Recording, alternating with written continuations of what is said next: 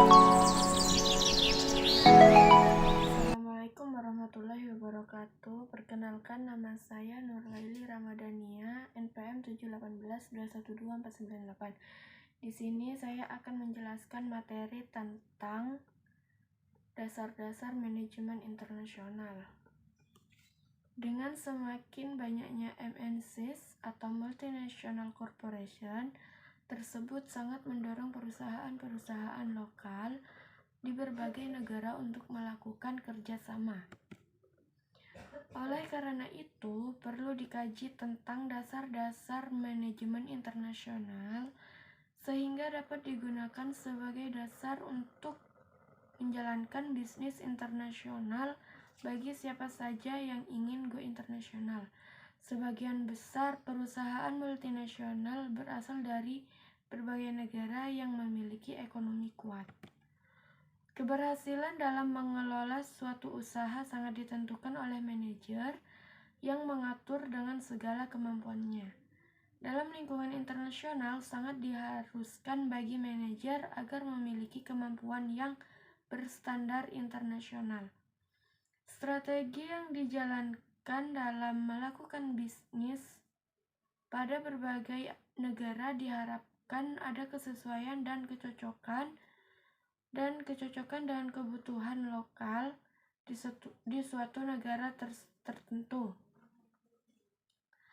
Contohnya seperti perusahaan mainan anak di Jepang lebih menyukai menggunakan bahan porselin.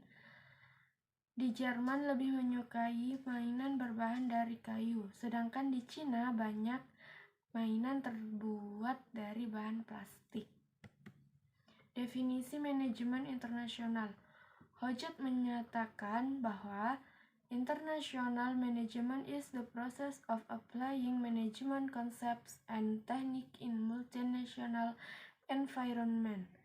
Bahwa pengelolaan internasional merupakan proses penerapan konsep-konsep dasar dan teknik manajemen dalam lingkungan internasional. Gaya manajemen dan budaya negara di mana ada kantor cabang atau tempat ekspansi perusahaan multinasional juga berpengaruh terhadap praktek manajemen internasional. Karakteristik perusahaan multinasional. Jumlah sedikit perusahaan multinasional yang dimiliki suatu negara biasanya tidak banyak. Mendominasi negara karena aset yang dimiliki MNC sangat besar sehingga sangat mempengaruhi kondisi ekonomi negara tersebut. Penjualan tahunan melebihi pendapatan nasional kotor negara. Jumlah produksi yang sangat banyak menjadikan pasar perusahaan dapat meluas sampai melebihi batas negara dan kawasan beberapa negara sehingga nilai penjualannya menjadi besar. Karakteristik perusahaan multinasional. Organisasi besar dengan adanya berbagai negara tempat produksi dan beroperasi, berpengaruh baik secara ekonomi maupun manajerial. Memahami manajemen internasional. Adanya kerjasama dengan berbagai negara dan perusahaan multinasional sudah dapat dipastikan bahwa perusahaan tersebut mampu mempraktekkan manajemen internasional. Karakteristik khusus. Perusahaan multinasional memiliki lingkungan ganda, yaitu lingkungan di negara asal atau home country dan lingkungan di negara di mana perusahaan multinasional atau MNC beroperasi atau host country. Perusahaan multinasional memiliki banyak tantangan kritis seperti pesaing dari banyak negara, pelanggan ada pada berbagai tempat beroperasi, pemasok dari negara asal maupun negara tempat operasi maupun bukan dari keduanya.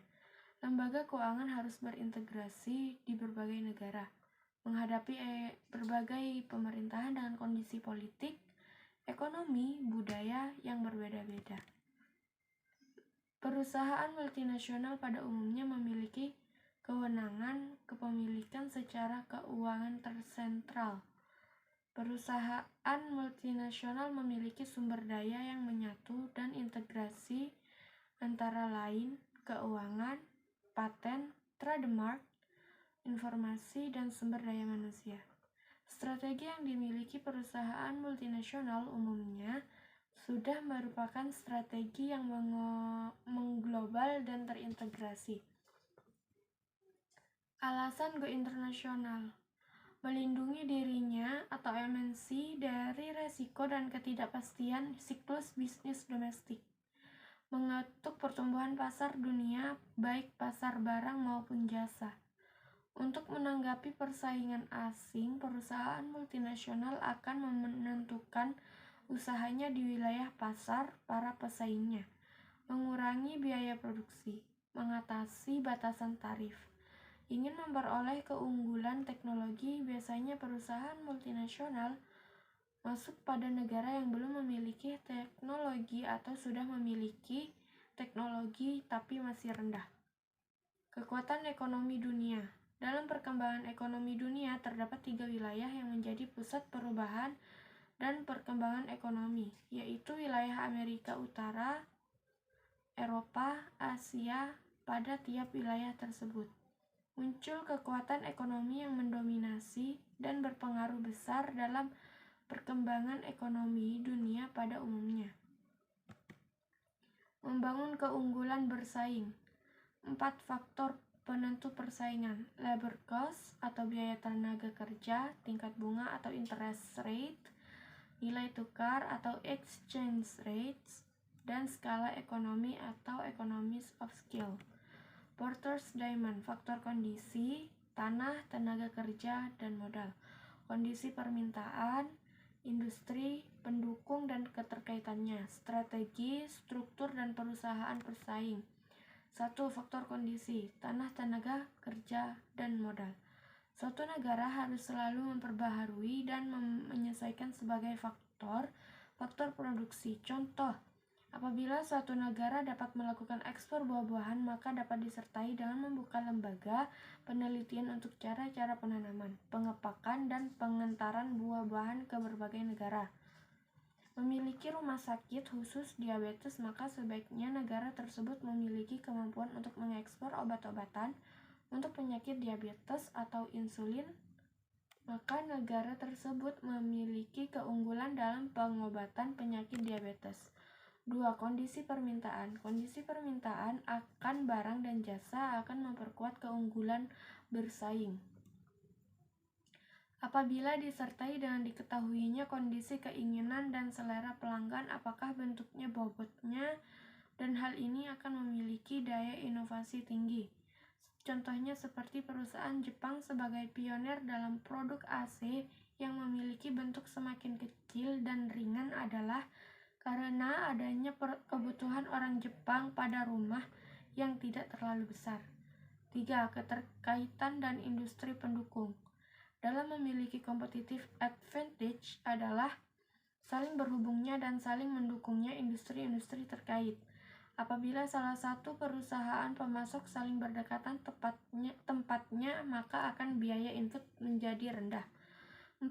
Strategi, struktur, dan pesaing perusahaan. Apabila MNC di negara lain terdapat terorganisir dan dikelola sebaik mungkin sama dengan perusahaan multinasional lain di negara tersebut, dapat mengetahui berbagai macam pesaing di negara lain di mana perusahaan tersebut melakukan bisnis internasionalnya. Untuk memperoleh competitive advantage harus melakukan berbagai inovasi. Bagi perusahaan yang terus-menerus melakukan inovasi akan mengalami perkembangan dan berkelanjutan, sehingga pada akhirnya keunggulan akan nampak di depan mata dengan mudah dapat diraihnya. Model Rockman-Verbeeke. Agar perusahaan memiliki 2 faktor yang akan saling mengkombinasikan dalam model tersebut, yaitu keunggulan khusus perusahaan, keunggulan teknologi, tenaga penjualan yang terlatih, saluran distribusi yang eksklusif, kesetiaan pelanggan, mengembangkan kualitas produk. 2. Keunggulan khusus negara. A. Variabel ekonomi.